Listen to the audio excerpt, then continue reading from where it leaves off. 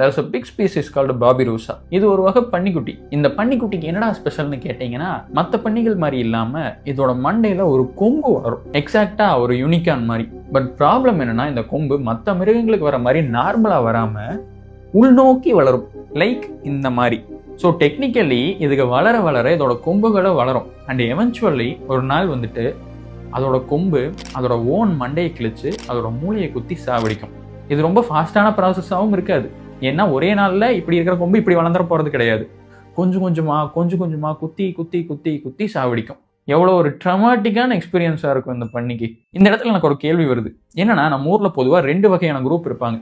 ஒரு group of மக்கள் வந்துட்டு கடவுள் அப்படிங்கிறவர் இருக்காரு, அவர் ரொம்ப நல்லவர், அவர் தான் பார்த்து பார்த்து எல்லா உயிரினங்களையும் உருவாக்குனாரு அப்படின்னு சொல்லுவாங்க. அப்படியே ஆப்போசிட் சைடில் இன்னொரு குரூப்பு சயின்ஸ் இருக்குதுங்க, எவால்யூஷனுங்க, ஒரு உயிரினம் வந்துட்டு நிறைய காலம் வாழணும்னா அதுக்கு என்னென்ன தேவையோ அதுக்கேற்ற மாதிரி தான் அந்த உயிரினம் எவால்வ் ஆகி வருங்க அப்படின்னு சொல்லுவாங்க. இந்த பாபிரோசாவை இது 2ல் எதில் சேர்த்துவீங்க நீங்கள்? ஒருவேளை நீங்கள் வந்துட்டு கடவுள் இதை படைச்சார் அப்படின்னு சொன்னீங்கன்னா, இப்படிப்பட்ட ஒரு கொடூரமான சாவு இருக்க மாதிரி ஒரு உயிரினத்தை கடவுள் படைச்சிருக்காருன்னா அவர் நல்லவரா கெட்டவரா? இல்லைப்பா இது எவால்யூஷன் அப்படின்னு சொன்னீங்கன்னா, இந்த மாதிரி கொம்பு வளர்றது அதோட எவால்யூஷனுக்கு எந்த வகையில் ஹெல்ப் பண்ணுது?